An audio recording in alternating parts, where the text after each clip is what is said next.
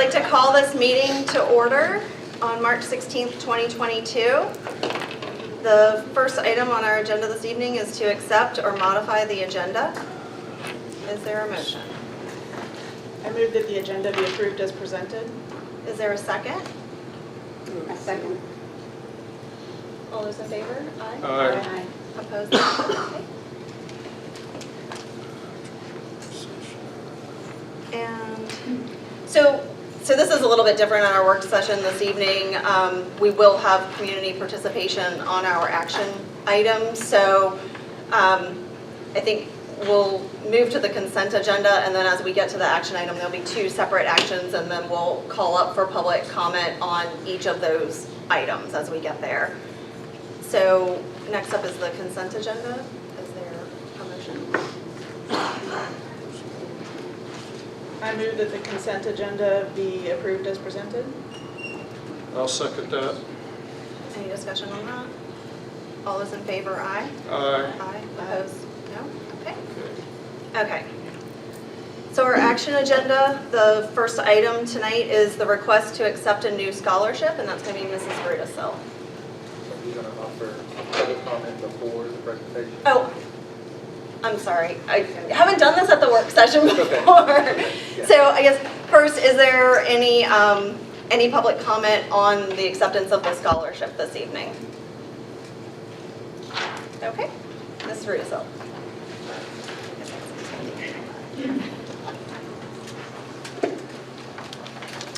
Good evening. The Front Royal Moose Riders is interested in offering two $500 scholarships to this year's Warren County senior class students. This scholarship would go to two students, one from Skyline High School and one from Warren County High School, who would be nominated by teachers, and these are students who have overcome all odds to make it to graduation. This scholarship is meant to honor students who struggled and experienced challenging circumstances during their high school tenure, or have overcome a mental and or physical disability to make it to graduation. The Front Royal Moose Rider Scholarship would also include a motorcycle escort to graduation for the two recipients.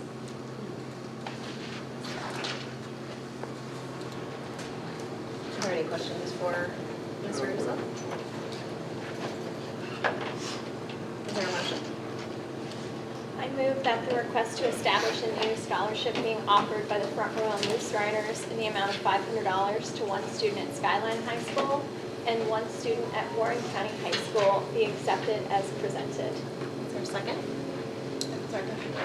Any discussion? All those in favor, aye? Aye. Opposed, no? Motion carries. Thank you, Ms. Brudisill. Thank you. Our second action item this evening is going to be on the proposed budget.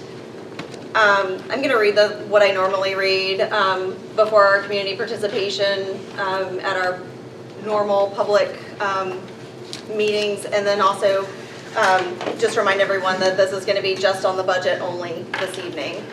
It is the duty of the chairperson of the school board, with assistance from the county sheriff as necessary, to conduct the meeting in an orderly manner and to limit discussion to topics relevant to the issue before the board for consideration. Persons addressing the school board are advised to limit their remarks to those relevant to the pending items. No persons in attendance shall be allowed to voice remarks except as recognized by the chairperson or the clerk of the board after audibly stating their name and whom they represent if applicable. No person shall bring into the boardroom any sign, banner, or other such item which would interfere with other members of the public in seeing, hearing, or otherwise participating in the meeting, provided that models, photos, maps, charts, drawings, and other such demonstrative materials intended for use in the presentation by a specific person shall be permitted. Upon recognition by the chair of the clerk of the board, the speaker shall address the school board chair, confine their comments to issues of public concern relating to the operation of Warren County Public Schools, refrain from words or statements which, from their usual construction and common acceptance, are defamatory to specific individuals or tend to violence or breach of the peace, refrain from obscenity and vulgarity, stay within the allotted time, stop speaking when directed by the chairperson. Groups or individuals in the audience creating an atmosphere detrimental to or disturbing the orderly conduct of the meeting will be asked to refrain from such conduct once. After additional disturbance, after the warning will not be tolerated, and the chairperson will ask the county sheriff to remove the individual, group, or clear the boardroom so that the board can conduct the business of the school division. When recognized, please state your name for the record, whether you are a county resident, parent of the Warren County Public Schools student, or an employee of the school division, and limit your comments to 3 minutes. Mr. Valentine, do you have any emails that you received or letters? Madam Chair, I do. I was given a letter from a constituent who could not be here tonight. With your permission, I will read that. Yes, and did you get the 3-minute timer to work? Yes, Okay, yes, it should. okay, great. We will find out here when I start. I don't see that. Thank you. Okay. This is from Angela Robinson, and it reads, I am very grateful for the thorough walkthrough of the school budget. I think it is so important for employees, citizens, and board members to be invested in doing what is right for our public schools.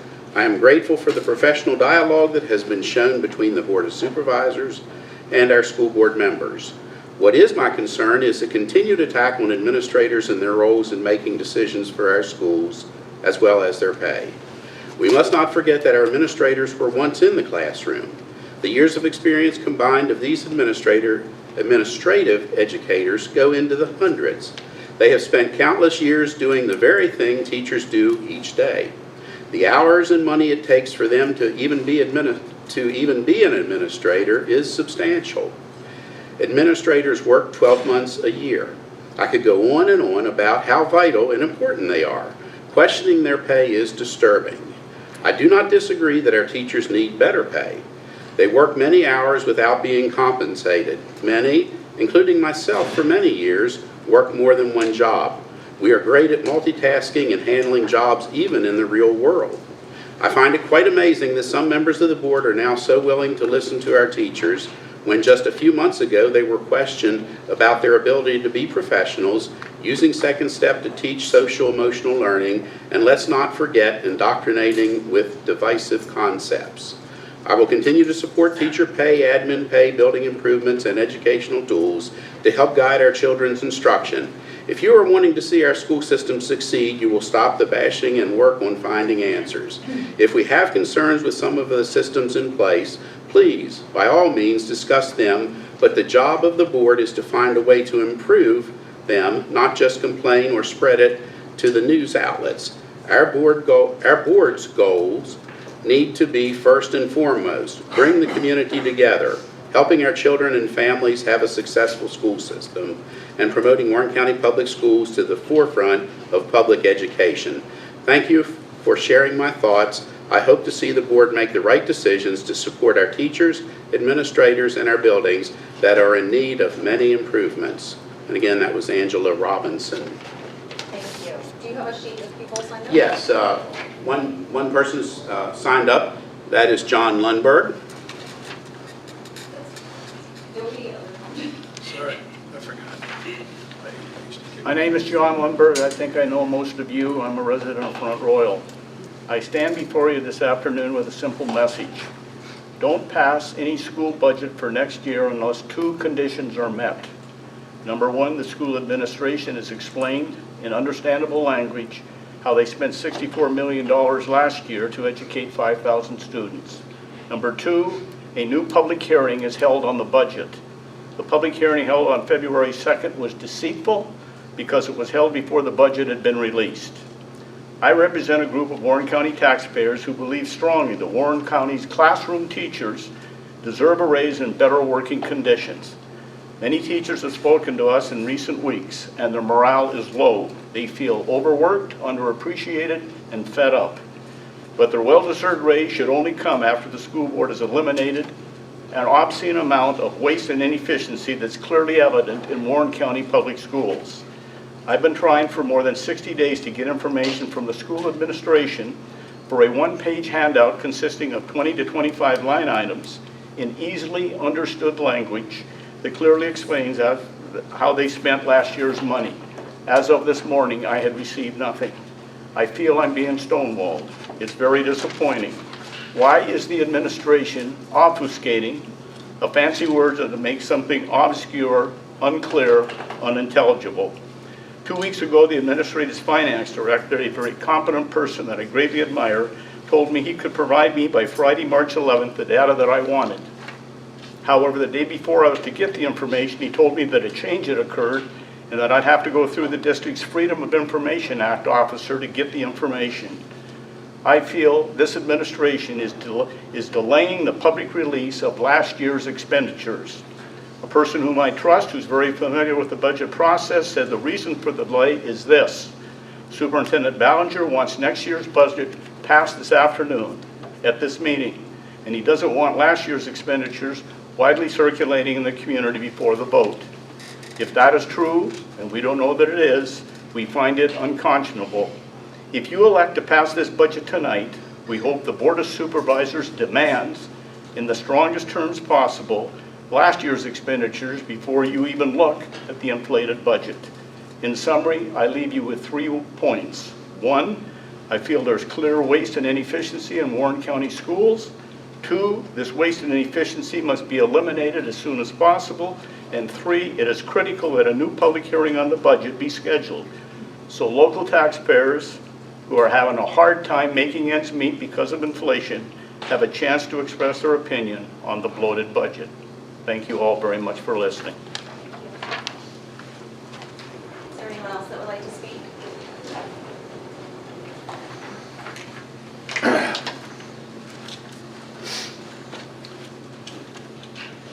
Good evening. My name is Michael Williams, and like most here this evening, I am a tax-paying resident of Warren County and have been so for many years. I've also worked in private and public school systems throughout our Commonwealth, to include Warren County, in a variety of roles, to include teacher and administrator over the past 30-plus years. I'm also a small business owner. I know what it's like to live on and work with a shoestring budget. I know what it's like to be entrusted with taxpayers' money as well as their children. I've seen firsthand what happens when you have what seems like a blank check to blow, as well as nothing to help those who need it the most. I have worked with some of the wealthiest and poorest children in our Commonwealth, nation, and world. I'm here tonight as an advocate for our teachers and the silent voices of our beautiful community, our children. I implore you to pass the school board budget before you this evening, given the more than reasonable time we have all had to peruse it. It is a responsible and conservative budget. You have heard some state that the school board is trying to squeeze $7 million additional dollars out of Warren County taxpayers. This is false. I try hard to believe the best in everyone, but the people stating this either know this, are trying to manipulate others into believing this, did not do their homework, or have an ulterior motive. No one has to tell me that the millions of dollars that state and federal as well as grant funds our superintendent is seeking are also funded by taxpayers. The difference is that those funds have already been approved or are waiting to be approved for distribution by the Virginia General Assembly and our Congress, and our superintendent is trying to make sure that Warren County children and our future generations get their fair share. Folks, I'm all about trying to save a buck. I hate being nickel and dime to death. I have a 20-year-old son who was a proud graduate of E. Wilson Morrison Elementary School here in town, is now in college, has a part-time job at FedEx to help pay for his own education, and is finally learning that money doesn't physically grow on trees. I pay town as well as county taxes as a private citizen, as well as a small business owner. Quite frankly, it stinks. If we can find extra responsible savings, by all means, please, let's do it. Equally, as a small business owner dealing with rising gas prices, when I comb through a budget that only asks for 1.2% of new Warren County taxpayer money, I jump for joy. It tells me that our school system has not only looked for savings, but has been appreciably frugal in their efforts to properly pay our teachers, fix and improve our dilapidated and aging structures, try to make sure that all of our children have equal access to resources, and create desperately needed new space so that our teachers don't have to teach and counsel our students in shared, dilapidated trailers and hallways because our teachers simply don't have enough physical space in some of the buildings to do what you all say you want them to do. In summary, this budget is responsible, and our superintendent should be applauded, not vilified, despite our beloved Commonwealth being ranked miserably against the rest of our nation in terms of per pupil funding. I got 16 seconds left. It's rare that I thank all 5 of you for something, but I do want to thank all 5 of you, and I'm wrong not to do it, for standing up for our teachers. Thank you. Anyone else would like to speak on the budget?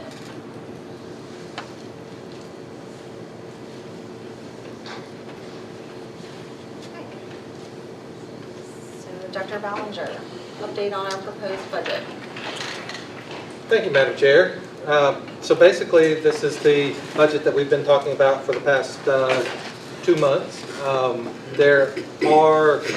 We have basically one change within this proposal from the last time, and that would be a bonus of looking at $752 for employees. Now, that is just the total, that is before taxes, so that would just be at that dollar amount. When you look at that, what we had to do to get to there, so the textbook money was taken away, that 377, was that correct, Rob? 370. 370, the textbook funds were pulled out. And then what we are also doing, you will see an increase in the other revenue. And what that is, we're looking at the indirect cost from our federal programs. Indirect costs from federal programs is are funds that allow school divisions to utilize to pay for such things as electricity, other expenses for the operations of the program.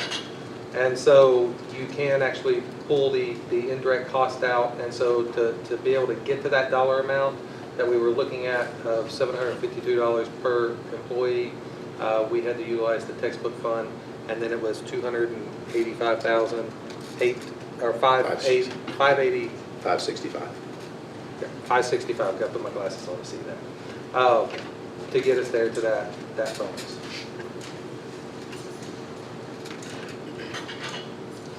Is this bonus going out for the teachers that have worked this past year with the extra duties, or is this bonus going out? When is the bonus going out? So that would be in next year's budget. So that would be something that, since this is the FY23 budget, that would be something that would go out to employees next year, hopefully around November. So the teachers who stay get Yes, the, yeah, would get the- the bonus. Okay. Current, in next year's budget, next year.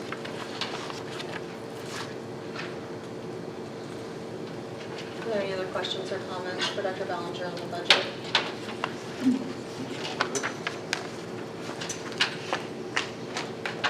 I have a ton of questions, but you want them right now? Or I mean, it doesn't seem like anybody we're else going has to them. discuss? Okay.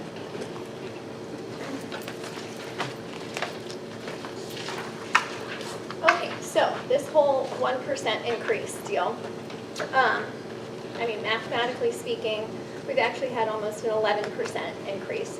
Just because we're talking about what we're asking the county for versus what we're asking the state and the federal government for, what they're giving us. When you look at the actual budget and you do actual math with it, 7% of the last year's 64.9 would bring us, with these increases, to being a 10.9% increase. So, like, let's just call a spade a spade. Anything that we're asking the county for, we're asking for a tax increase. So the two big sticking points for me in this budget have been the teachers.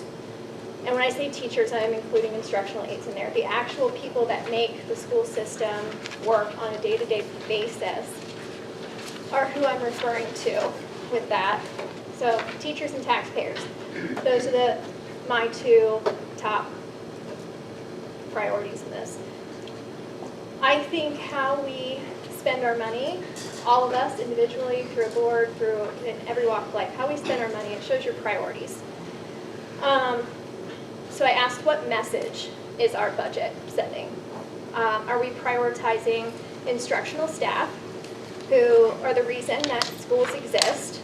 Are we prioritizing the needs of the struggling taxpayers, who are pushed to their breaking point with gas and food costs rising and just can't afford property tax increases?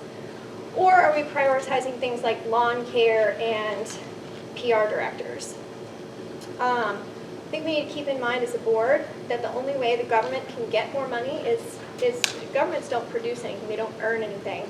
They can only get it by taking it from others. So if we vote to pass this budget, we are voting to take more money from our struggling neighbors. So we need to really think about the heaviness of that.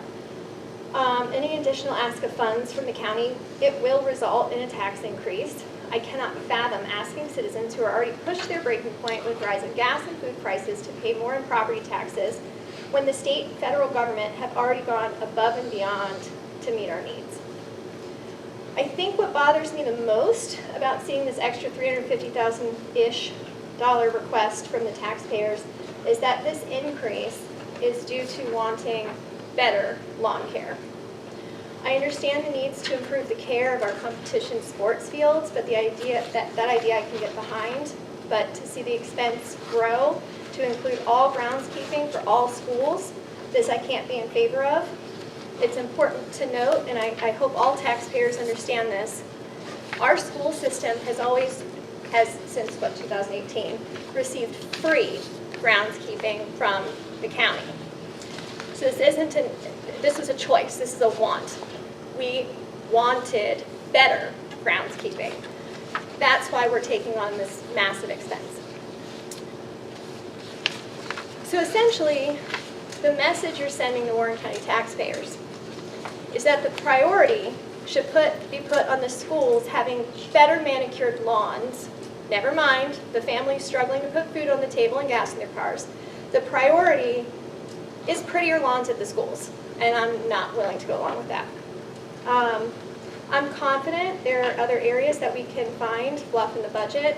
As a speaker brought up, the request for actual expenditures, and you do a great job, you know that I absolutely adore the job that you do.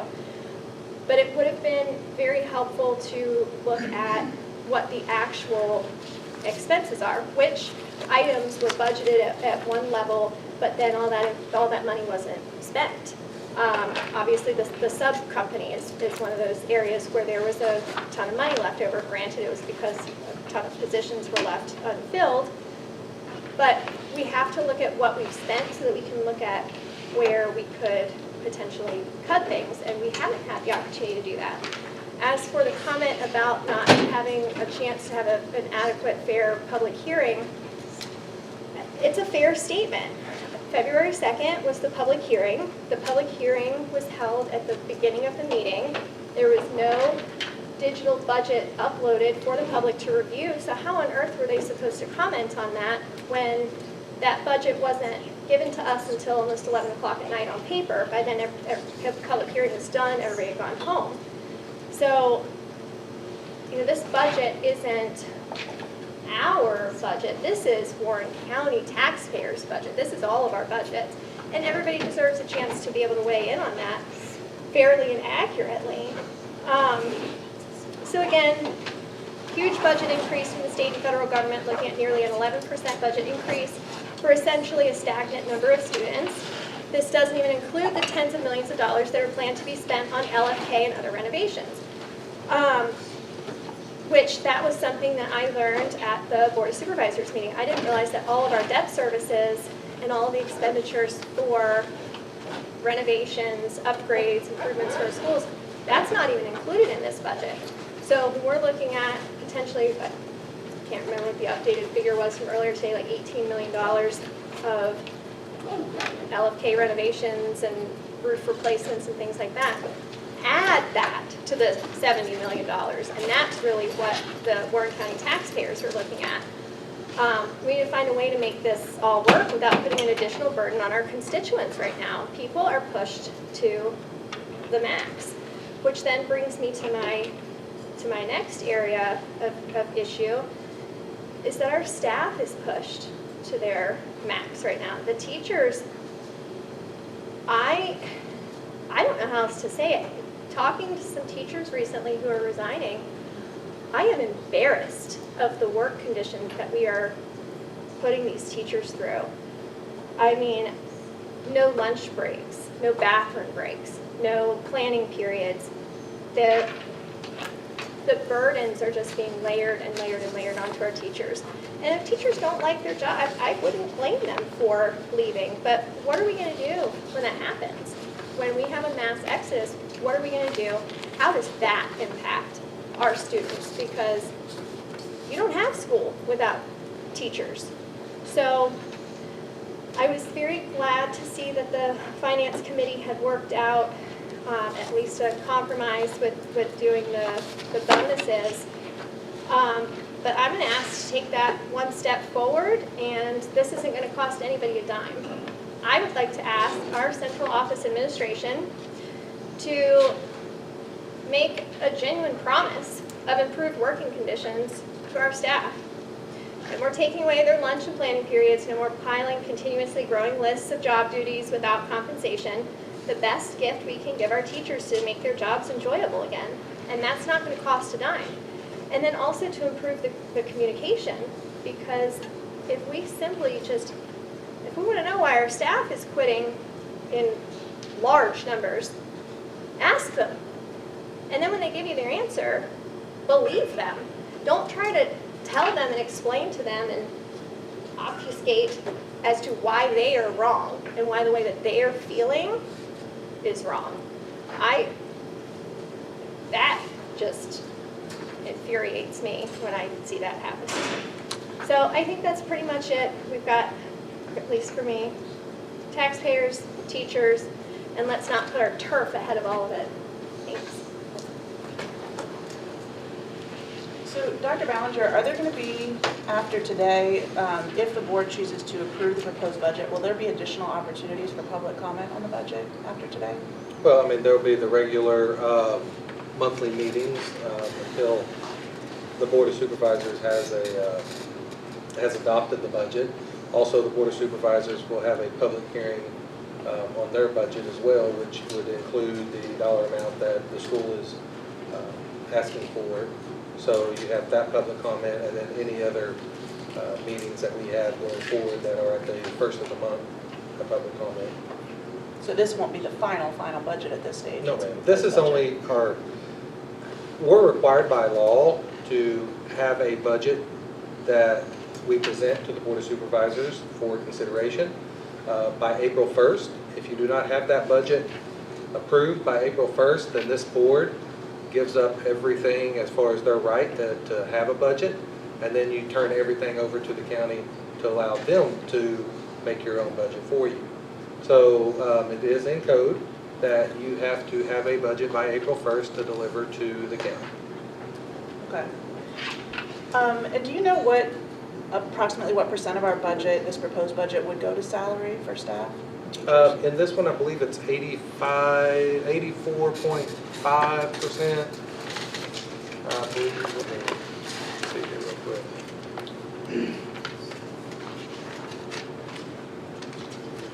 84.32% will goes towards salaries and benefits in the FY23 proposed budget. And do you think there's anything in our proposed budget that might address some of those issues that we've heard about staff, as far as like lunch breaks, planning periods? Is there anything in here that could address some of those issues? So yeah, one of the things, we are bringing back our cafeteria assistance. That's one thing that we're doing. Last year, and I know I have a couple of principals out here that, my goal going into this year and my directive was that we make sure that our teachers have their lunch break. Now, of course, when things happen and we had to go from, because of COVID, we had to condense things and we couldn't go to the cafeteria anymore because our county numbers were up, and so we had to adjust. Principals adjusted by doing some things there, but they also still tried to make sure that teachers had some time in other places.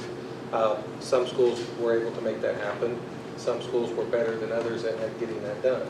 But the goal was to make sure that our teachers had their planning period and that they had their lunch period every day. So, and that is still something that we are looking at going forward to make sure that they have that time. Okay. And as far as last year's budget, am I right in, I think last year's budget is this year's budget, right? Like, we're still spending that money? Yeah, well, yeah, so the one we approved last year is this current fiscal year. So we don't know the outcome of it because we're still in it until the end of June, right? That's correct. Okay. And then, as far as the size of the budget and what we're asking from the county, I think I heard said that we're asking for about a 1.2% increase from last year just from the county. Does that sound about right? Yes, ma'am. And so then, given that inflation is like 7%, it sounds to me like really we're asking for less money from the county if you adjust for today's dollars, like in 2022 dollars. Yes, if you looked at it in that. Okay. And, my goal is to try to be fiscally responsible. To make sure that we we continue to utilize other funds that are out there before we ask our locality for assistance. Sure. That, you know, when looking and comparing at what Warren County pays compared to other counties around us, we are the second lowest, Page being the lowest as far as what the locality gives to a school system. And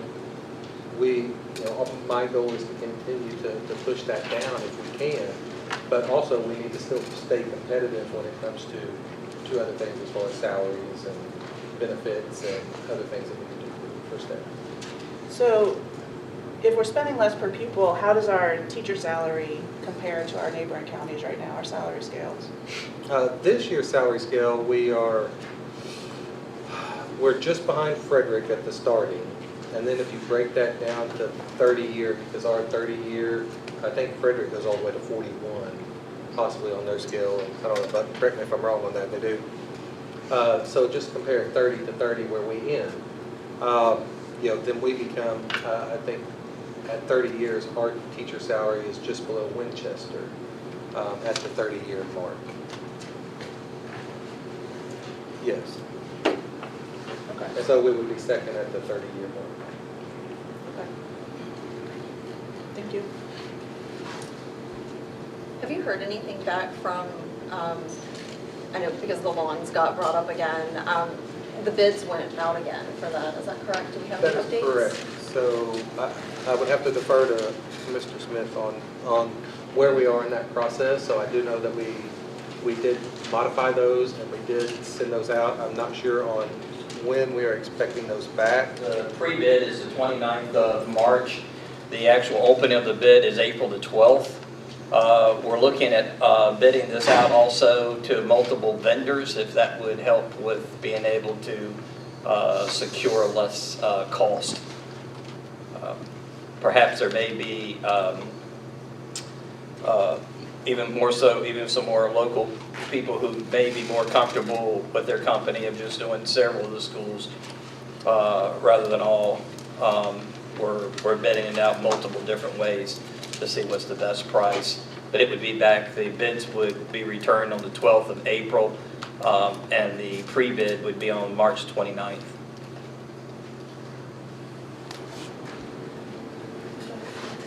Has there been any discussion about having the county continue to cut the grass rather than, and what brought that about? I know before, when the Parks and Rec was doing it, then all of a sudden we were getting prices to do it. Has there been any thought about, for this upcoming year, have the county do it again? Well, of course, when I came in, it was already in that process of being turned over. And so just working through it last year, my first year, and Dr. Daly's first year, we discussed a lot of the grounds. There were some issues when it came to some of our fields, but again, what it came down to was that Parks and Rec was just too much for them. They and we, when we had it, there was at points in time that we didn't have the staff to keep up, and so in looking at when they transferred that to Parks and Rec, I know that there was multiple times when I was visiting with Dr. Daly and we were discussing things that even some of their summer help, that they would have a hard time getting people in. And so therefore, in some of those instances, they would get behind. And so, I told Dr. Daly last year, as we were having discussions, which he and I have discussions all the time, we work well together, and told him that whatever we need to do to help out, I want to be a great partner, just let me know. And he did mention at that time that we may need to look at taking the grounds back over. And then when we started having our first conversations this year, he said, you guys need, go ahead and plan on taking those back over. And so, that was the direction that we are looking at. I have not went back. I don't know as far as on the county side what they're doing with Parks and Rec and their budget. So if they want to take that 335 and put it into Parks and Rec and continue with it, then I'm fine with that. I don't have a problem with that. So I've spoken with my supervisor about it on an ongoing basis, and the issue is, for some reason, all the lawn maintenance ends up costing a whole lot more through us. And remember, it started with just the sports fields. That was how it started, was that Parks and Rec was struggling to keep up the competitive fields. And at very valid points, we need someone specialized. Started off with, we were going to hire 2 people, buy 2 mowers, and we were going to do the sports fields. Then out of the blue, it became, oh, now it's all the grounds, which, I mean, I don't know what conversations happened with Dr. Daly, but that certainly wasn't the conversations that were relayed to me. Supervisors seemed pretty shocked that we were taking it over.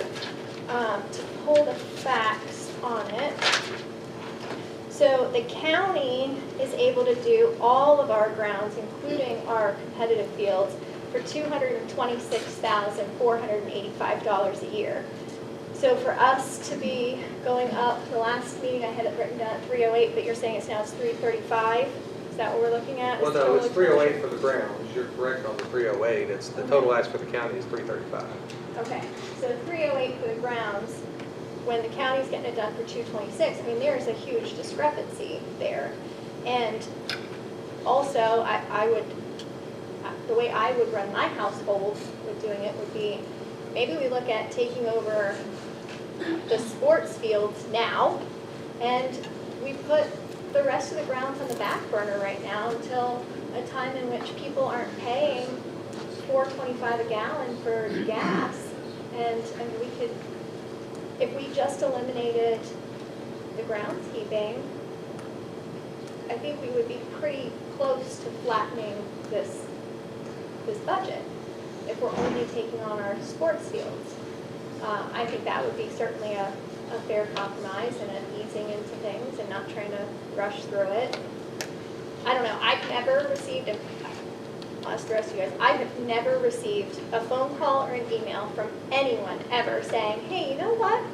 The field out in front of that school, that grass just didn't look like it was trimmed to the perfect few inches. You know, like it's needs versus wants. The very first thing that was cut from our household budget when COVID hit was our lawn service. So I just don't see how it's in the budget this year. There seems to be some confusion on who asked or who suggested that the school system take over the grass. I wouldn't mind getting a pretty clear answer on that. Did we tell them we would do it, or did they ask us to do it, or did we volunteer to do it? What happened there, Dr. Ballinger? Just like I said, you know, we were always in conversation with Dr. Daly, and when we started talking about grounds, you know, that was one of the things I asked him. I said, what are we going to do about grounds? He said, well, you guys go ahead and budget for it. So that's when we started budgeting for it. And is the 308, is that inclusive of the staff and the lawnmowers? And the mowers, yes, ma'am. Everything, okay. 2 staff, 4 staff, or 6 staff though, because that's the other number that keeps changing. It's 6 staff, It's I 6 think. staff. 6 staff, whatever's on the 6 staff six, plus hiring six. outside companies. No, No. no. But We were that's going to do it with what 6 you put out staff. to And 2 of those staff If would it be goes out to bid, we designated to won't hire the, 6. bid. Well, it to did the high go out to school, bid, right? so. Well, it is if we can cut. So we have to budget for something. We have to have something ready because it's our job to take over the grounds this year, starting July 1. And so going into this, we tried to bid out. We didn't put any numbers in there because we were wanting to bid it out. The bids came back too high. So when we started looking at those bids, we said, okay, what is the least we can do and to take care of things? So one of the things that we looked at was one person that will take care of all of the fields and all of the mowing at Warren County High School. One person will take care of all of the fields and all of the mowing at Skyline High School. Then that leaves you with the 4 people to take care of the other 9 schools that we have within the division. Now that also includes on the purchase of the mowers to make sure that is, we have the equipment to get that done. But if the bids come back lower, and one of the things we discussed was, okay, can we get a local company if we say, okay, you just want Ressie Jeffries, we'll give you Ressie Jeffries only, that's it. You don't have to bid them all. And see if a local company would want to pick that up, which would then help to lower our overall cost. And then if that is the case and our bids come back, then of course we would remove all but 2 people, and one at Warren County High School, one at Skyline High School, to take care of those fields and the lawn at both of those high schools. And we'll have information on the bids by April 12th. April Is 12th, the correct? timeline for that. It's also possible if this draft budget gets approved, it goes to the county, they look at it and they say, hey, we actually want to just do the grounds ourselves. That could be a decision that they make then at that point in time. Or they'll have our bids to look at that point to see if it's a better deal. Parks and Rec didn't bid on it, did they? No, I mean, you know. I'm sorry. And Parks and Rec, they have a lot of, Right. they have a lot of ground. I mean, you know, I feel for those guys. I mean, when they were mowing everything that we had and plus everything that they were required to mow, I mean, yes, you get a rainstorm and now they're behind. And, you know, I know that there have been times that we've had to call and say, hey, can you make sure you hit this, you know, get this school taken care of. But, you know, and they were good to respond. So there was a good working relationship there, but also there was just too much green space for this. The activity fees that participants pay at Parks and Rec to, like the soccer leagues and things like that, does that fee, is there some of that fee could be pushed our way to help us out a little bit, since we're cutting those fields now?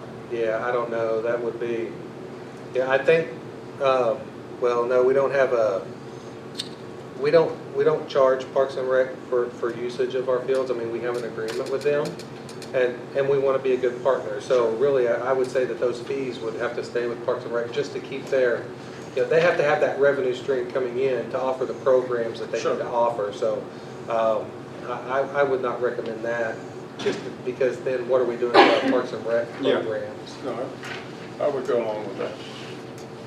So how does that work then? Because I know one of the issues that Town Councilwoman Thompson had brought up was that the fees for football use specifically were really high, and they were told it was for the maintenance of the fields. So if we're the ones who are now maintaining the fields, then Parks and Rec collects on it, and That would be Parks and Rec's decision. So, yeah, that, you know, we have nothing to do when it comes to collecting the fees for students participating within a Parks and Rec program. You know, we have the agreement that with our facilities, of course, the school gets first choice. If we have an event and Parks and Rec had something scheduled, or if we had to move something to that facility, then we get first choice because they are our field. Then after that, Parks and Rec has next choice. And so, you know, that's the park, that's on their side. I'm not into their budget or what they're doing over there. So, you know, if they reduce them, they reduce them. If they keep them the same, that's up to them. I think Parks and Rec, their football and all, they play on the field out front here, which we do not maintain. Okay, so this one they pay here. And, yeah, and I don't think Parks and Rec uses any of our 2 playing fields at the high The fees of schools. which Parks and Recs would charge would be for that particular program. Parks and Recs doesn't use our particular fields for their programs as far as like football and those. I mean, a lot of those, they use a gymnasium for basketball and those type of things, and we do find green space for them as much as we can for some practicing and those type of things. The fees that come through Parks and Recreation for that particular sport a lot of times go back just for the cost of that particular sport. Football, for example, is an expensive sport. Certain sports cost a tremendous amount of money. The pads, the equipment, the uniforms, and those type of things. A lot of that fee money, part of that could be for the maintenance of a facility, but a large part of that is for the equipment or any type of insurance that possibly that organization may need to have in order to have that particular sport.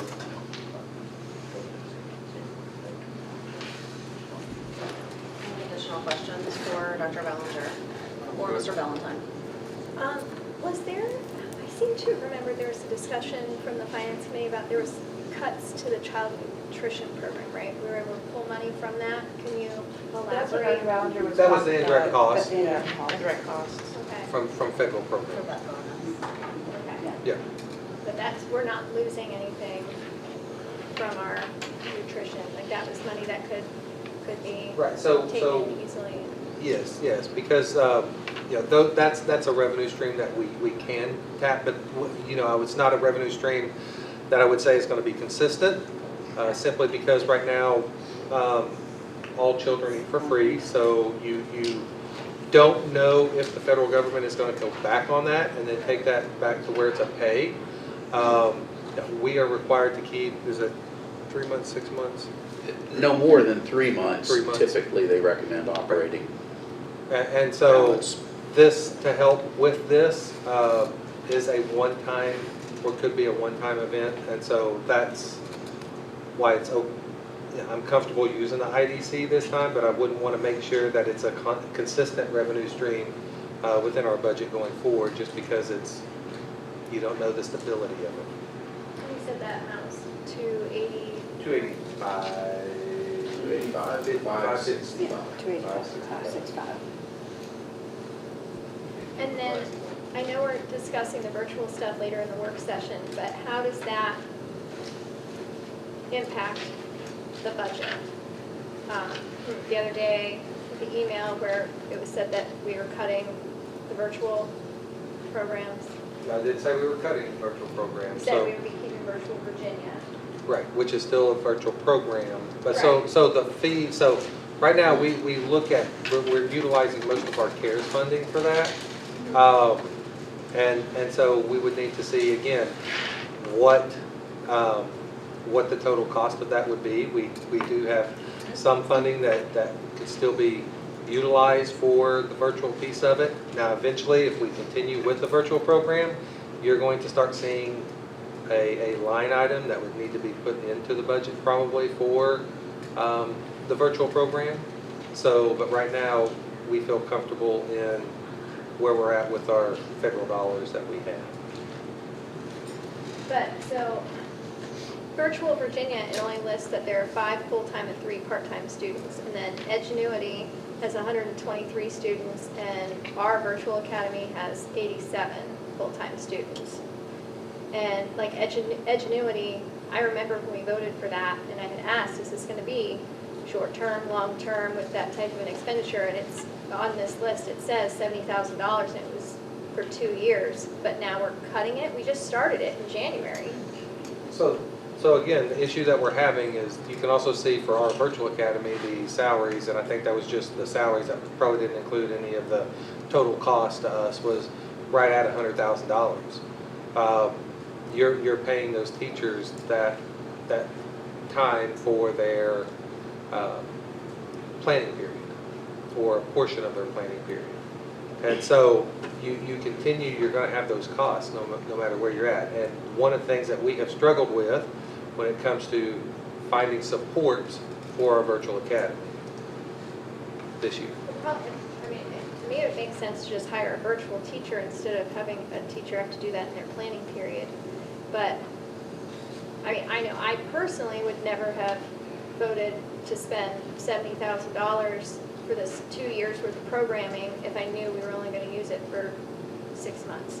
We will still be able to use Edgenuity though for other purposes, correct? Yes, for homebound, for when students go on, if they're suspended for long term, there's remediation, there's credit recovery, there's a lot of uses for that program that it will be used for. Is that something that all teachers would have access to for They particular will start it student? next year. Right now, it was just, we had to get the teachers that said they would work with the Edgenuity and get them trained on it. So now the piece is over the summer is that we will be looking at training the other teachers to where they can have access to this program. What's the grade levels for that? Is it That's 612. So you'll just need fewer teachers by shrinking the program down to only the homebound students? So you need less? So we have homebound teachers, and we have, those teachers would start utilizing the program. And then Virtual Academy is just out, done. No, that would be through Virtual Virginia. Those parents that wanted to, Right, but our Virtual Academy is different than Virtual Virginia. we would move it to Virtual Virginia. Wasn't the issue with why we couldn't have more students in Virtual Virginia because there weren't enough slots available? It was full? No, so one of the things that Virtual Virginia has, they have a deadline for when they are accepting applications. And so if parents miss that deadline, then they cannot get in. So for instance, going into next year, I believe the deadline is June 15th, I think somewhere around there. And then they will have a fall deadline for a spring enrollment. And again, that's the situation that we were in last year with our virtual academy. We ran out of slots. We couldn't take any more students. The board asked us what we could do to get more virtual programming for our students. Edgenuity was the option that we went with to try to take the request from the board to get additional virtual options for our students. Then the problem became, again, finding those staff members that wanted that extra duty at this point in time for the compensation. And so it's been a struggle. Have we made it, we made an announcement, made it amply clear to these 210 plus students that their virtual option for next year is gone in its current state, and that if they want to do Virtual Virginia, they need to get signed up So immediately? that will be going out after we have this discussion tonight. So I'm not going to put anything out until we have a discussion with the board.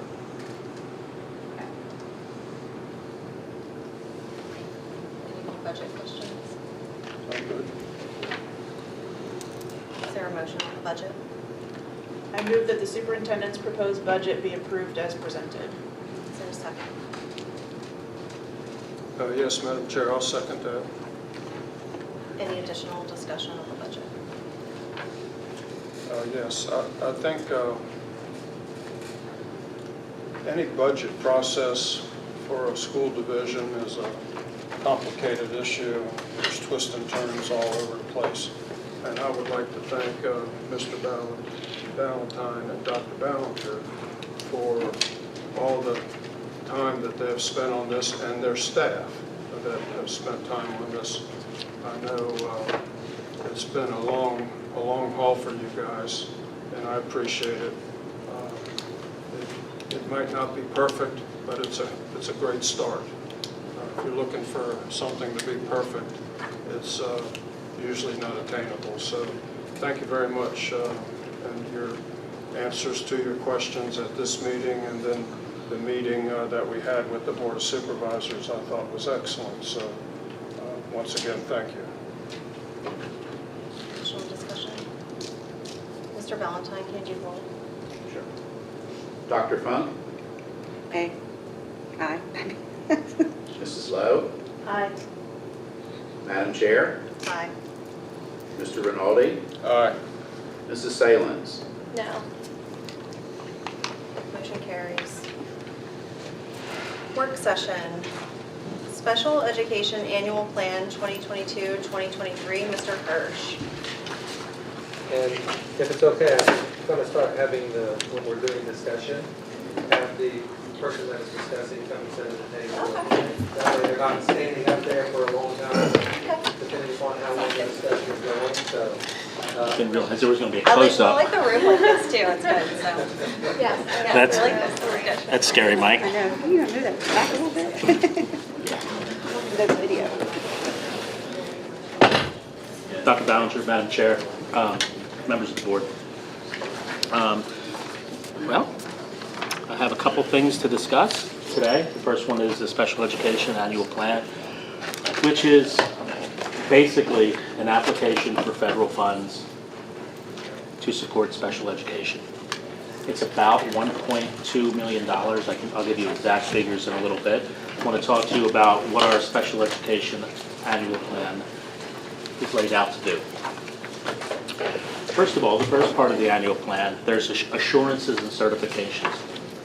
Those assurances and certifications ensure that we commit to following the Individual with Disabilities Education Act, and we have assurance that the Virginia regulations governing special education programs for children with disabilities is being followed.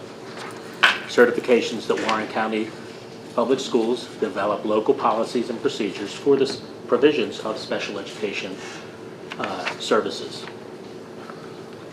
March 7th through March 21st, our annual plan and our policies and procedures have been available for public review.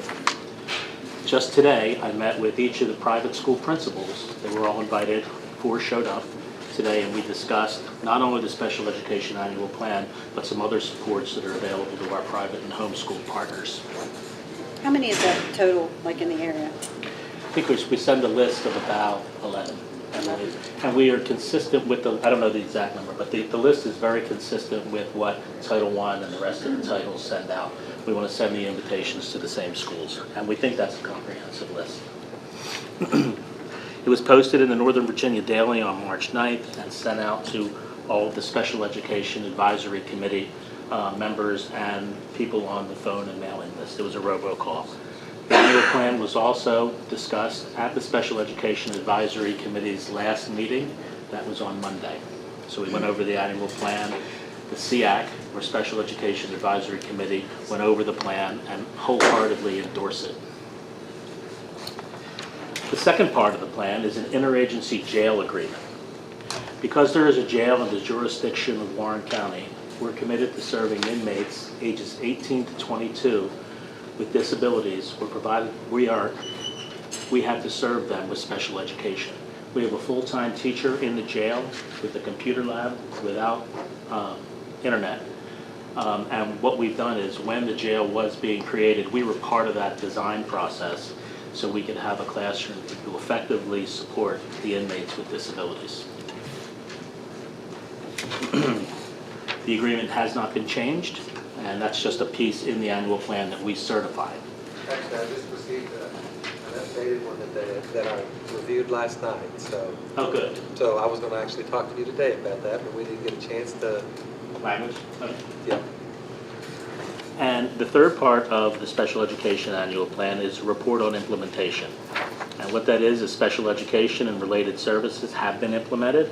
The entire flow-through amount is used for teacher salaries. So the number that I'm going to talk about, I think it's $1.227 million, goes 100% to teacher salaries. And the last part of the annual plan is the application for federal funds. Here's the exact amount. We are asking for $1.235 million and $532 for K-12 and $31,841 for preschool. And again, all of those funds are used for teacher salaries. So those federal dollars offset what the state and what the county are providing to support students with disabilities. That is our plan, and that is our application for federal funds. So we wanted to talk, we've never even discussed it at a work session in prior years, so it's nice. So we get to talk about it at the work session, then I'll bring it to you in April. But if you have any questions now, I'd be glad to answer them. And then over the next couple weeks before the meeting, I'd be glad to answer more questions if I need to.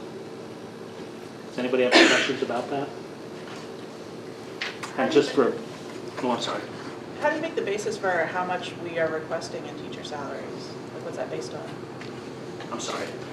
What is the dollar amount request based on? Like, how do you figure out that we're going to ask for this amount? We don't figure that out. Okay. They give us a projected amount based on population. Okay. And based on the amount of dollars that the state receives from the U.S. government. So the U.S. government gives the state, that's why it's called flow-through, gives the state federal dollars, and it flows through the state. They take a chunk for administration and other types of state-level programs, and then it flows through to each of the counties based on population. It's a pretty complex right formula. Now, this is a preliminary, so it's kind of like this budget, they give us a number, Yes. the a projected number that we may see, which may be the 1.223. But then after July 1, they will get a revised or updated allocation, and it will either be up or down from that number, depending upon the amount that's coming through. So right now, this plan is, you know, we have to file it by a certain date to get that plan in, so that then we are able to receive those funds. If we don't get it in by that time, we will not receive those funds. So it's not, again, us saying what we need from them, it's them telling us what they're going to give us. And then you take that number and you say, okay, we have X number of teachers, this dollar will cover this amount of our staff, and then that leaves, we know we have this amount that we have to cover locally, because our federal funds will only help us in covering the salaries for a number of staff.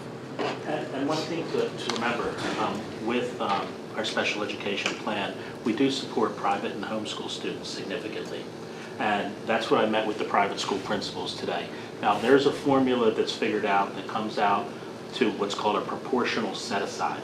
So we are always doing child find, constantly, whether you are from 2 to 22. We're always trying to find students that are eligible for special education services or suspected of having a disability. And if that's the case, we get them. We have letters in pediatricians' offices and all over the community, and we can evaluate them to see if they're eligible for services. Whether they come to the school system or not, we want to support them. So in the private school meeting and in other meetings, particularly at the Special Education Advisory Committee, we talk about what those private schools set-aside services are. It's not money. Last year, set-aside dollars were relatively low due to COVID. It was it's about $8,000. So we would provide, in our plan, what services we can offer to homeschooled and private school parents if they want to support their student, to a limit of $8,000 for the conglomerate. This doesn't really amount to much. So what we've done, and what we've done historically, and until I'm told differently, this is how I want to run it, we don't cap a limit. And we have picked services for our homeschool and private school people that get the biggest bang for our buck. We know that the largest number of students with disabilities, particularly at a young age in preschool, is speech and language services. We know that's the gap that we have to fill early on.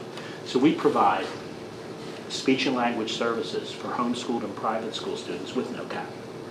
And then we've also learned over the years, probably in 2010, we decided to increase those services to vision services and to the deaf and hard of hearing services, only because there was such a lack of providers in the area and across the Commonwealth. So we have a deaf and hard of hearing teacher on staff, and we consult with Allied Vision Services to provide vision services for our students. But we also offer that same benefit and that same support for our homeschooled and private school students. So any parent that's out there serving students in a private school or serving students at homeschool, they can access evaluation, vision, hearing, and speech and language services through the public school at no cost to them. And we've continuously advertised that and talked to people about that. So this is a great forum for us to just reiterate that, because it's such a fluid population, particularly in the private schools. Sometimes they're in the private schools, then they're in the public schools, then they're in the private. So we just want to bridge the gap. So we offer all those services free of charge. That's our annual plan. So that's what I plan on bringing to you in April. Any questions? Thank you, Mr. Hirsch. Don't leave. I don't leave. So, I knew that was coming. mitigation plan update. Favorite.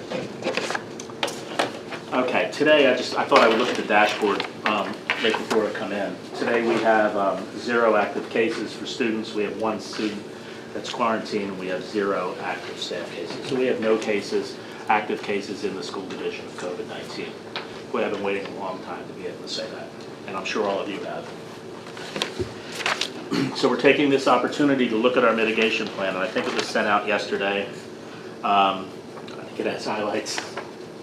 of the changes. And what we've done is create a phase 0. So phase 0 is basically, if you look on page 8, thank you. Page 8, you'll look at phase 0, and basically it's return to normal school operations. Face coverings are optional for students, staff, and visitors. That's a change. Face coverings are not required on school buses and vehicles. However, we will continue to contact trace and use quarantine protocols, and we will continue to clean. So it is, operation is normal. However, we still want to use our quarantine and isolation protocols if need be, and we still want to do cleaning at that level of COVID. And those are the two things that we want to continue to do. But other than that, the water fountains will be turned back on. We still are replacing the water fountains with the bottle fillers, and we'll continue to do that. I know Greg has them, some of them on back order, and is replacing them continuously. He can speak more to that. We still want to get rid of the water fountains and just have bottle fillers. But the water fountains will be turned back on. So we are hopefully back to normal forever, but we will still clean and we will still monitor. And visitors can, are schools open, visitors can come in, they can come in and have lunch with their kids and everything now? We're moving back to, yes.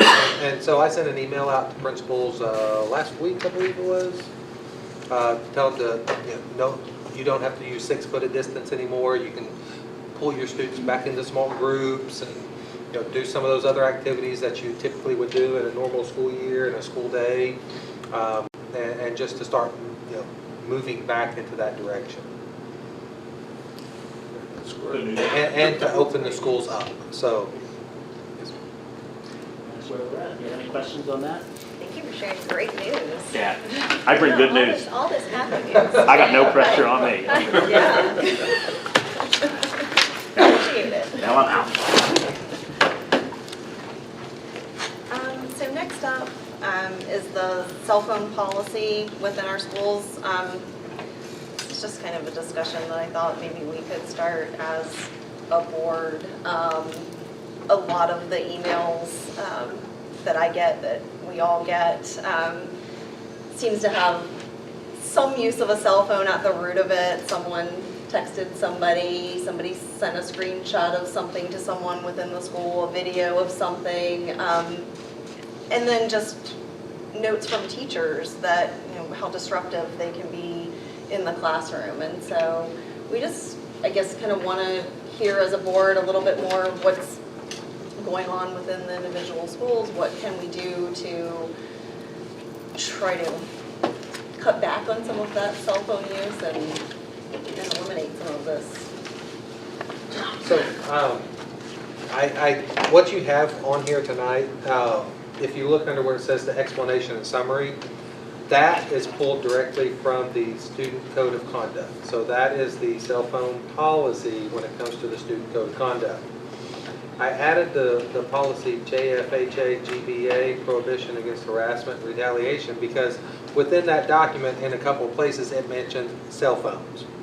So I added that. It's not really relevant but true to this conversation, but because it mentions cell phones, and Madam Chair, you mentioned that you wanted to have the discussion about cell phones, I figured that I would try to include any policy that I could find that maybe mentioned cell phone within it, and any consequence for use of the cell phone. And so when you get to the harassment and intimidation, if you are harassing somebody through the electronic means, then there is a disciplinary action for that because you're utilizing that cell phone to do that. So that's why I added that and felt that it kind of was relevant to this conversation. When you look at cell phones, that's one of the things that we're challenged with on a daily basis. The parents want their children to have their cell phones on them in case they need to communicate with them. We have some classroom teachers that will not let the cell phones be out. We have some classroom teachers that will allow students to use it after they finish their homework. And we do have situations where if there's an event that happened in the hallway, say a fight, we we see people that are videoing, and we are actually disciplining the student that is utilizing that cell phone to video the fight as well. So there's a lot of different things that we have going on within the schools when it comes to our cell phone. And student usage. I know at the middle school, especially at Warren County Middle School, they have really been cracking down on the cell phones and trying to get students out of habit of having to utilize it. So I know there are some students there that now have to check their phones in when they come in, but it's a process. And when you're talking about somebody's personal property, it can become challenging at times. And Mr. Smith, are you still back there? Yes, sir. I was just going to have you see if you wanted to chime in any on the cell phones with some of the things that maybe you're hearing or seeing at our schools. Just as far as. And join in on this discussion. Okay, I'll get back. Mr. May, call me back later. While he's thinking about that, let me ask too, what is is there any, or what is the expectation for staff and for teachers and their use of cell phones and whatnot during the workday? How does that work? So I can tell you that it's probably going to vary from school to school because each of them have their own handbook. But we are working on, I've tasked Mr. Goodwin with creating a division-wide handbook, and that's one of the discussions we're going to have. As a classroom teacher, of course, while you have your students in there, you should not be over there on your phone because you have to monitor the students' well-being and safety within the classroom. And you may be you need to instruct, you need to support. So having that cell phone out is not something that they should have on a regular basis there. But I think most of our teachers are professional when it comes to their cell phones. I wouldn't say that I've seen anything that is out of the norm as far as a teacher just being on their cell phone on a daily basis. I haven't heard that. I think we have really good professionals within our, solid professionals within our buildings. And so I think that they monitor themselves with that. But currently we don't have anything in a handbook for us as a division.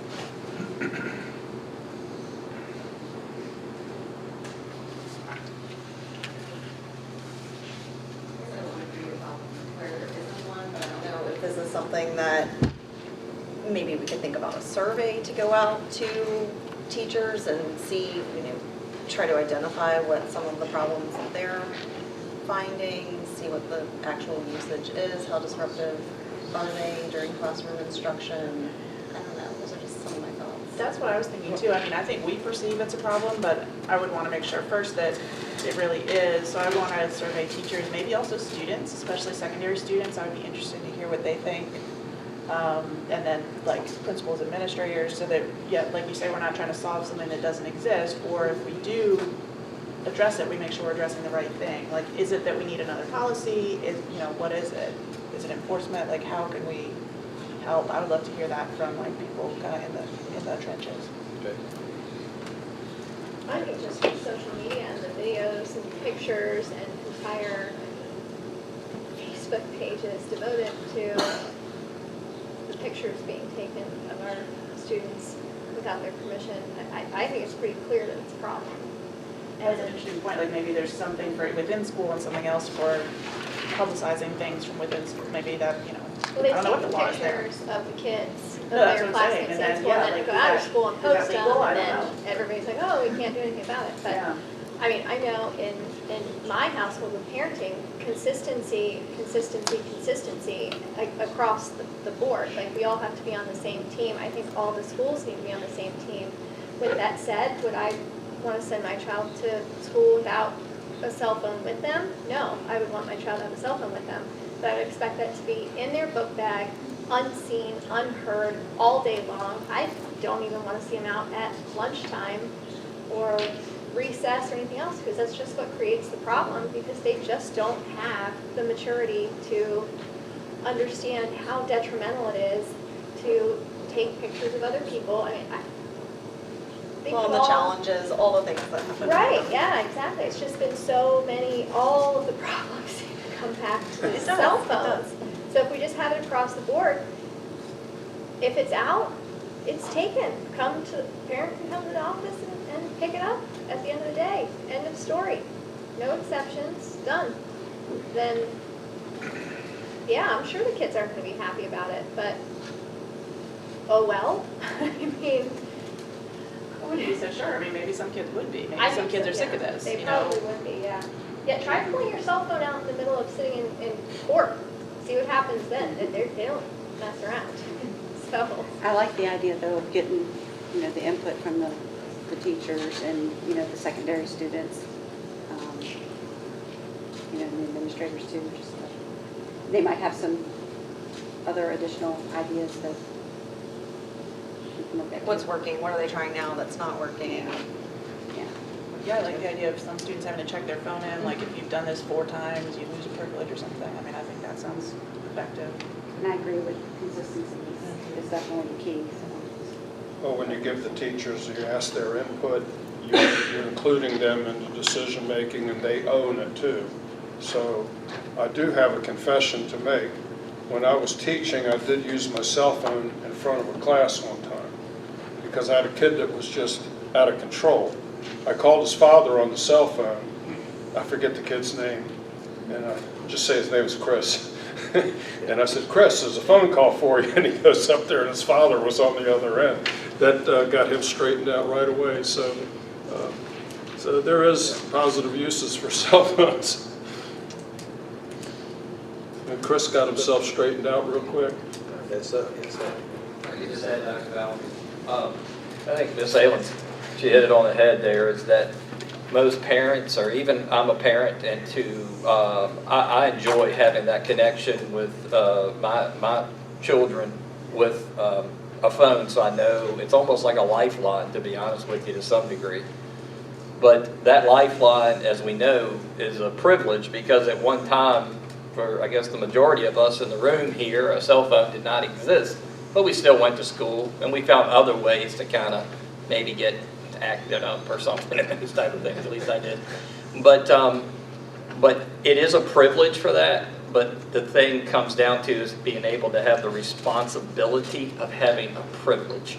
I think that's what you were heading on, is that as a parent, I would want to still continue to have that connection, but to be honest, to have that privilege to be able to control the responsibility, because as you said earlier, there are so many great things that happens with this, and there's so many bad things that people do with this because of all the different type of devices that it has within the device, so many options that it has. And I think that's always been so much of a challenge for the teacher. We've actually looked at ways to incorporate the use of cell phone into lessons, instruction, those type of things, because when you have something that's just so, the connection to the world, it just feels good just to pick it up and start. Everyone in here at some point, as I've looked around, has done something with their phone and those type of things. So it's adults as well as kids, but it's being able to have responsibility to have for that privilege. So to get the input back from the teachers and the students, I think would be valuable.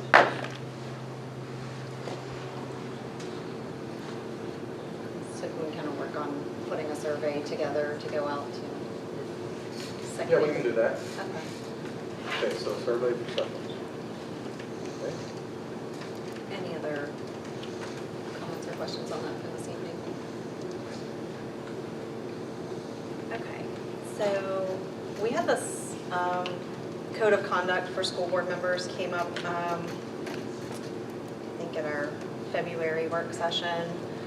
And then we kind of just let it fall, but I have it on here this evening basically just to see as a board if we do want to create our own code of conduct, if we are okay with sort of the general outline of the presented VSBA code of conduct, but just tweaking a few things for ourselves, for our individual board, just basically bringing it up for discussion to see where everybody stands on it.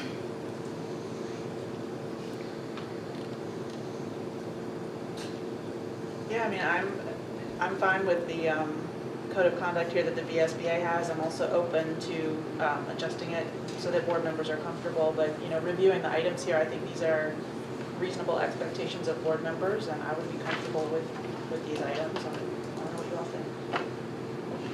And I would say, you know, while I can't say I agree with everything that VSBA, you know, puts out, I can't say I agree with everything everybody, you know, puts out. I think that's typical. But when you look at these 12 items, you know, I don't have a problem specifically with those 12 items. But I'm also open to, if we want to decide as a board to do something or to, you know, to tweak something, I'm very open to that as well.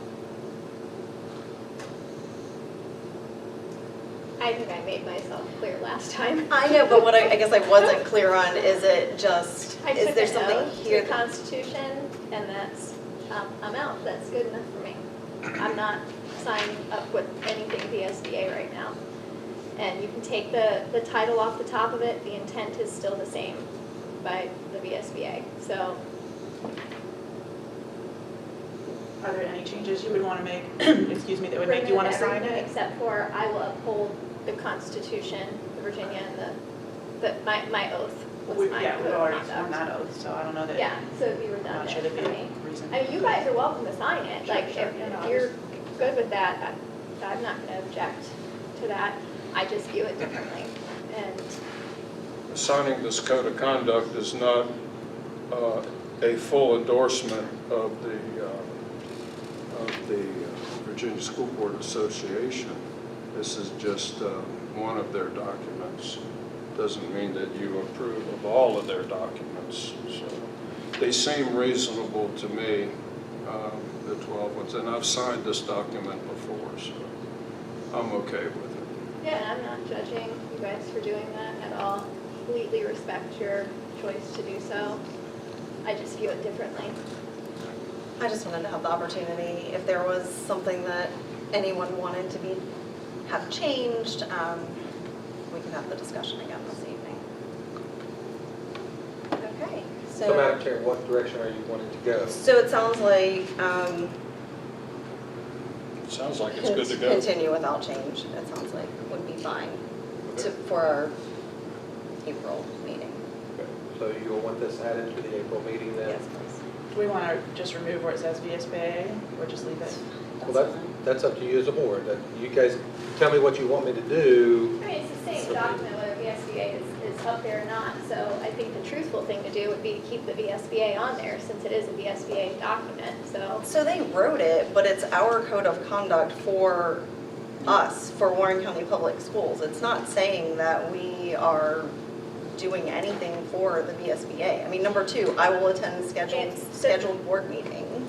Which obviously I'm going to do, and I'm prepared, probably over-prepared.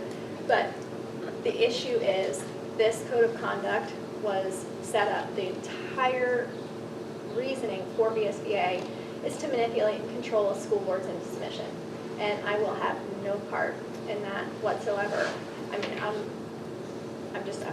not going to. So if you guys want to remove the VSBA from the top of it, I feel like that's just, it's still giving them exactly what they want, just trying to conceal that it's actually a VSBA document and goal. So, but again, it's a document I'm not going to sign, so you guys can do with it what you would like.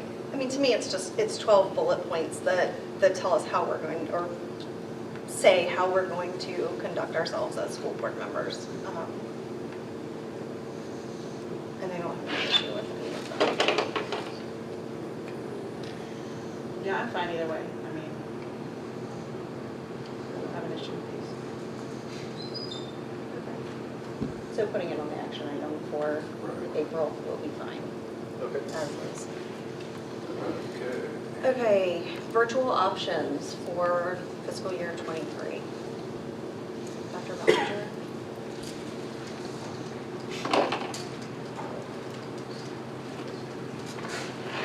Thank you, Madam Chair. So we've kind of had this discussion a little earlier that one of our struggles this year has been with the staffing of the virtual academy.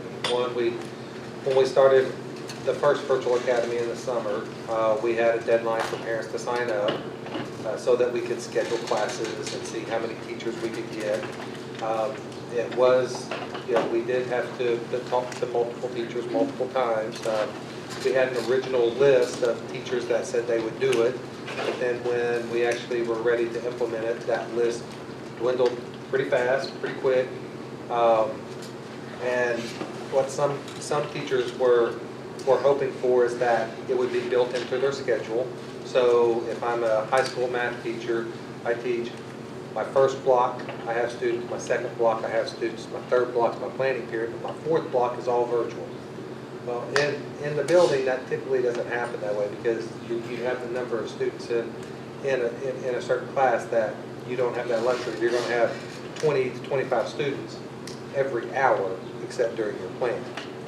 And so we set that up to where they would use 40 minutes of their planning period out of their 80-minute block, and they got compensated for that. So that was a decision that the teacher made.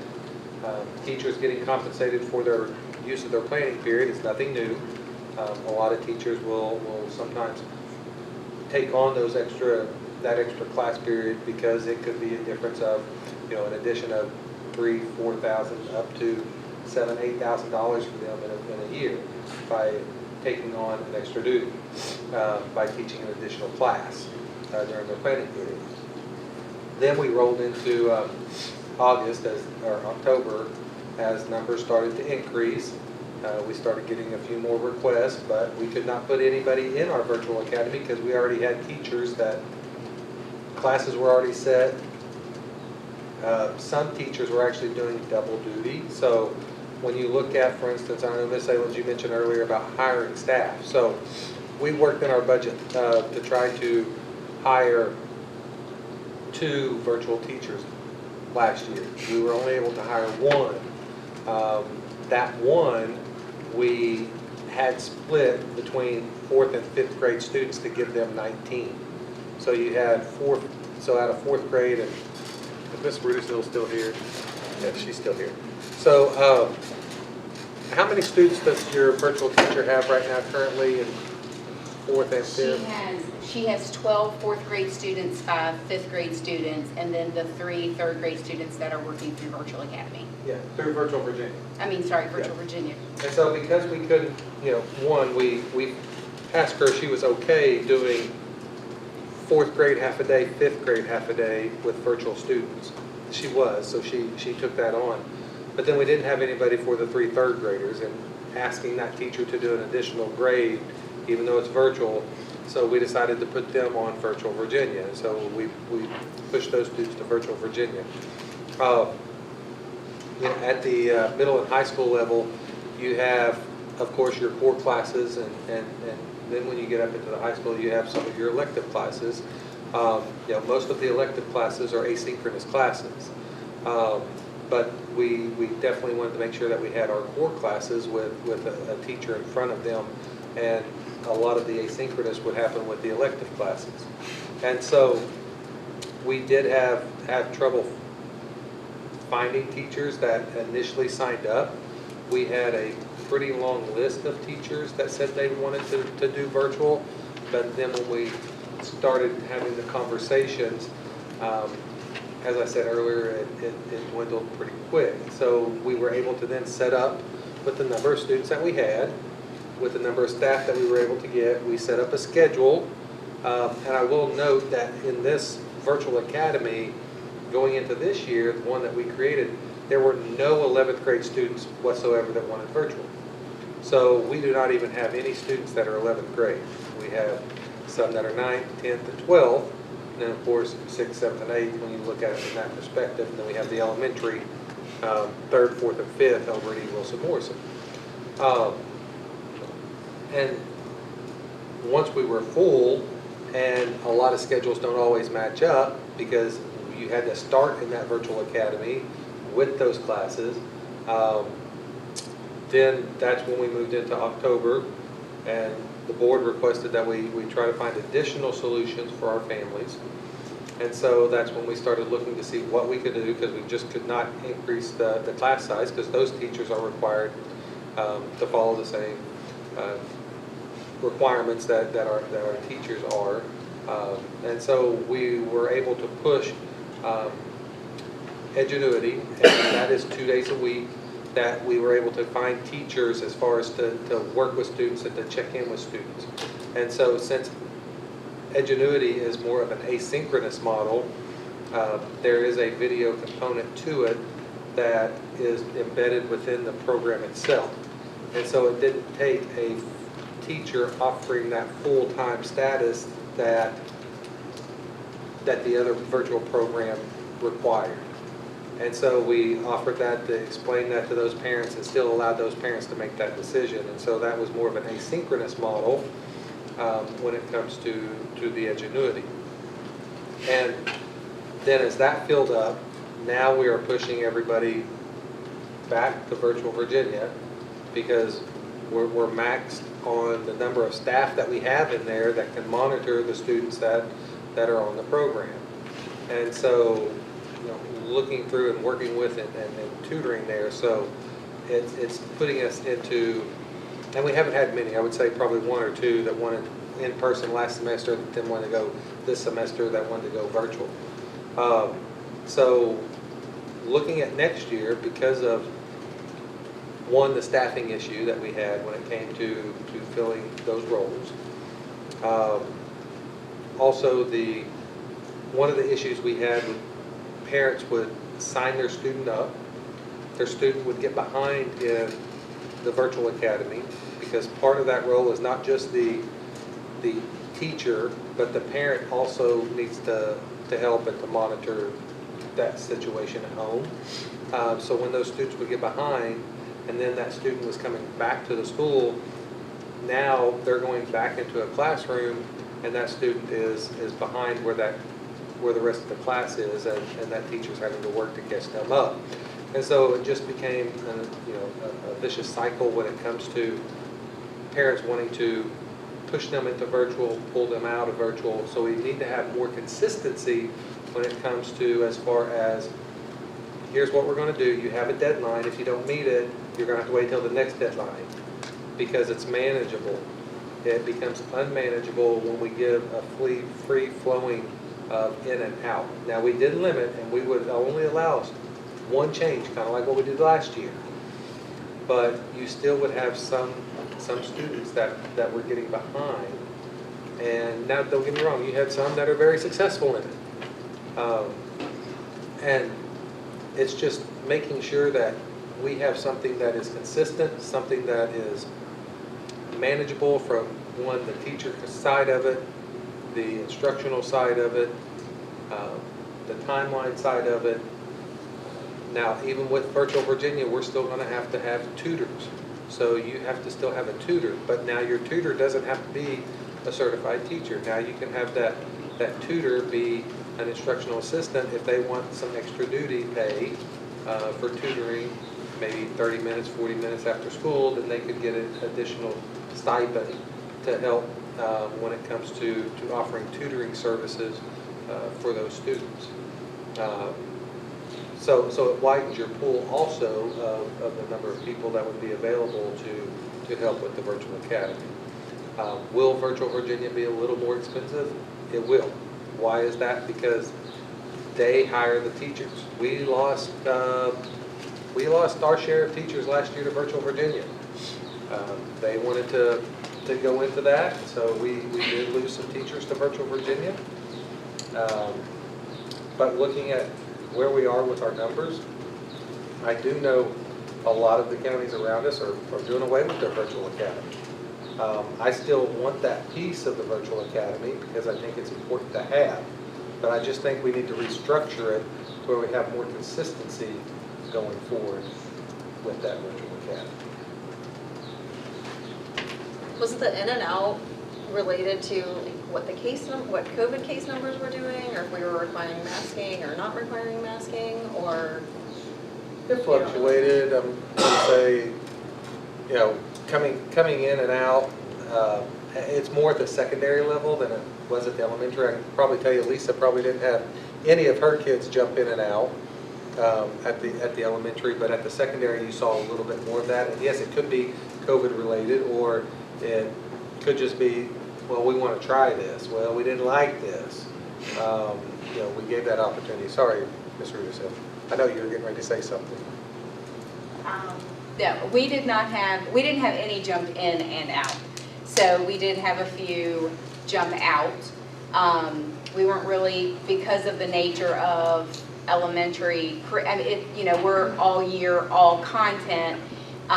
We didn't take students in once the school year was up and running, and with Virtual Virginia, they weren't able to take additional students for us if we had additional third graders who expressed interest anyway, so.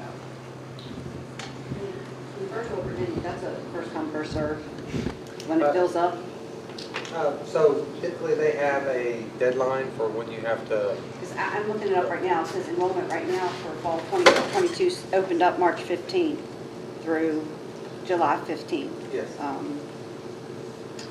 But I mean, is it, So what They do fill version? up quickly, they fill up very. They that's what I will, mean, it's already opened up, so yeah, it opens we up. need to get some Yeah. information. So That's it does, one of the things that they will do is, and this was in the meetings that we had last year, is that they get their numbers and they'll go out and recruit teachers to come in for the students that they have. So I know last year, I don't think that they were turning away any students last year, at least I didn't hear that from the Virtual Virginia side.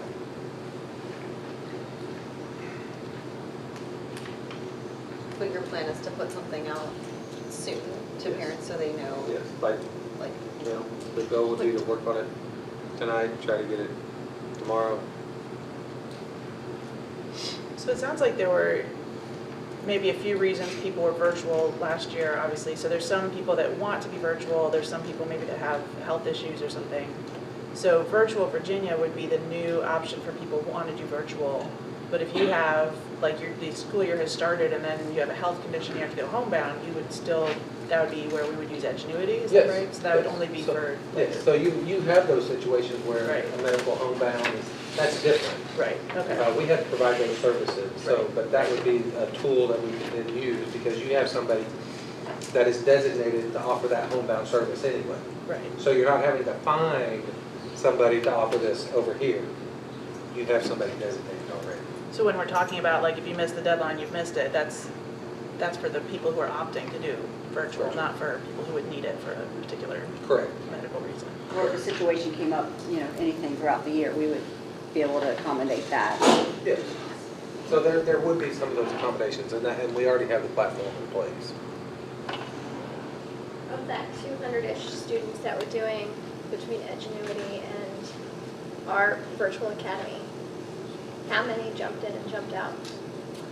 I'd have to look, I mean, that's just the status of the number that we had when I asked what do we have right now. I just wasn't sure, like, if it was a half of them, quarter, or Oh, just a I don't handful, know, or, it depends, it may have been that they started out, well, there was a lot of them that started out the school year in August that was in person, and they wanted to go virtual, and then some of them have came back.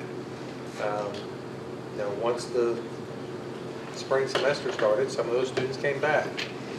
But that was a good cut between, as far as one semester to the next semester. I'm not going to say that there's a whole lot of it, but I'm going to say there are those that it's just not working for them. And having conversations with parents concerning where students are at this point in time. so at this point, I think everybody has had this year to try it, so I would expect that the number jumping in and jumping out would be less, because they know what they're going to be expecting. I guess my thing is forward progress. I mean, we've heard of the Industrial Revolution and this, that. I really think we are in an educational revolution where it's not just one size fits all education. And I want to make sure that all students can access whatever form of learning they do best in. I know I've spoken to parents who have kids in the virtual academy, and it had nothing to do with COVID. It had more to do with social anxieties and bullying issues and just learning styles in general. And so I don't want to take that away from the children where this is working. As for the teaching component of it, I would suggest that we retool how you're thinking about hiring the teachers for this, and model it more after something like some of the homeschool programs, like with OutSchool. I mean, we have teachers who have retired, right? Offering part-time teaching for those teachers, because especially with virtual, it's so flexible. They can do it from wherever. And the videos, that's how we do our math, pop it in any time. You don't need the teacher to be there at a set time and a set day to have them do that video. They just need that teacher support to be able to connect with if they're struggling and need that extra tutoring. So I think if we think outside the box with how we're hiring the teachers to do this, We did contact some retired teachers, but they just, the ones they're out there. They don't even necessarily have to live in Warren County. That's the beauty of the whole thing. Yeah, I'm not They can- saying that they're not, but I know we did reach out, and of course, some of the retired teachers, they, may not feel comfortable with some of this stuff. Maybe With the they've been out technology aspect with of the it, yeah. technology aspect of it, and so, But through Virtual Virginia, we don't have to do any, we don't have to have those teachers because they, they They're provide doing the that, right. teachers, all they do is provide a tutor at the site. and is that to be- in person? Huh? The tutor is in person? So the tutor is Is that there virtual? available to connect with the family. But still virtually? Yes, virtually, or in person if they want to, if that student wants to come to the school, because that student is still enrolled in the school. Right. So they So would they're- have the option to do like tutoring in person if they, If they need it, gotcha. yes. But we do have to provide that connection. My concern is just that it's going to fill up. I mean, the fact that we have over 200 students doing this, I think we need to get a survey out to them immediately, find out which ones want to stick with it. I think Virtual Virginia is going to fill up. K-12 fills up, they fill up fast. So, And they don't, Virtual Virginia, they don't save so many spots per county or anything like that. It's just, I don't think so. But we have the deadline that we know Virtual Virginia has. We can get that information out, and then we still have Edgenuity. Like, if something does change, so say all 200 of them want to sign up, only 100 of them get in, then we can certainly revisit. I thought he was saying Edgenuity is not going to be available unless it's for homebound. Well, we have it. We have that. No, he is saying We that. would then have to find the teachers to, we have music.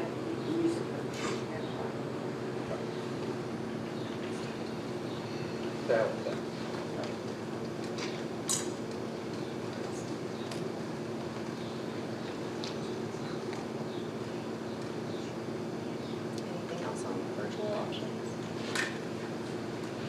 I think the most important thing is going to be to get the information out to parents on those deadlines since it's already opened and it's, I know it's till, whatever it said, July. I said July.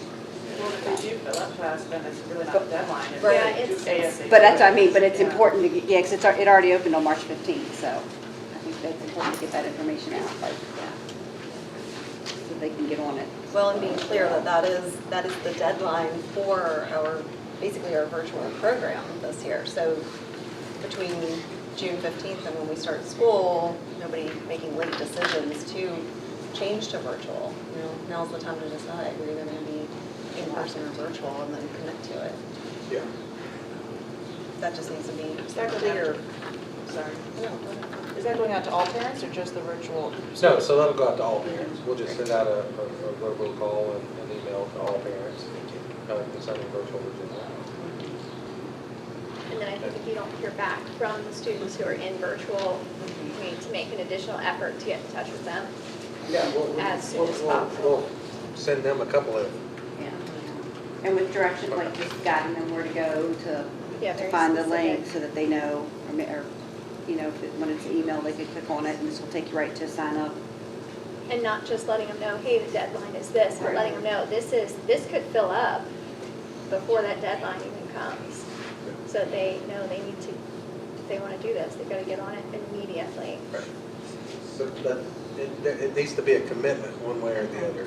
One of the issues that we had this year when it comes to attendance, but we would always get a phone call or when a student was absent, we would call the home and the parent would say, oh, they're working virtually today. They're virtual present. Well, no, you're in person. That means that your child's supposed to be in school today. You didn't sign up for virtual, so there is no virtual present unless you have COVID leave. And so, you know, that was one of the things, and that's going to get us when it comes to chronic absenteeism, is just the kind of what we had last year that then kind of rolled into this year, that there is this perception of, well, yes, I can still work from home and I don't have to show up, or maybe I don't do my assignment, but they're working virtually, or there's some other issues that go along with that as well. No, it's just the growing things. I think once you work all that out, I know, everybody was kind of learning. Last year was weird, so. Yeah. But moving forward, I just want to make sure every child gets to learn in the way in which best fits them and suits their needs. I just don't want to see anybody turned away. Anything else on the virtual options? So I did touch my phone, but it was because I got a text. So I asked Sue Ann Fox's family over the weekend if I could share an update. And so she did text back, and she says, thank you so much for your thoughts, prayers, and concern for Alan and our family. Please share that Alan is home from the Sheltering Arms Rehab Therapy Hospital and enjoying being home. He has begun outpatient therapy and continues to make progress each day. He will need time to continue to heal, but would like to thank the Warren County Public Schools family, the community, and many friends who have been so very gracious and caring during the last 3 months. The love our family has been given during this time just goes to show what a special place we live in and how wonderful the people are. He looks forward to seeing everyone soon. Thank you. And so, good news from Sue Ann and Mr. Fox, and with that, we're going to adjourn.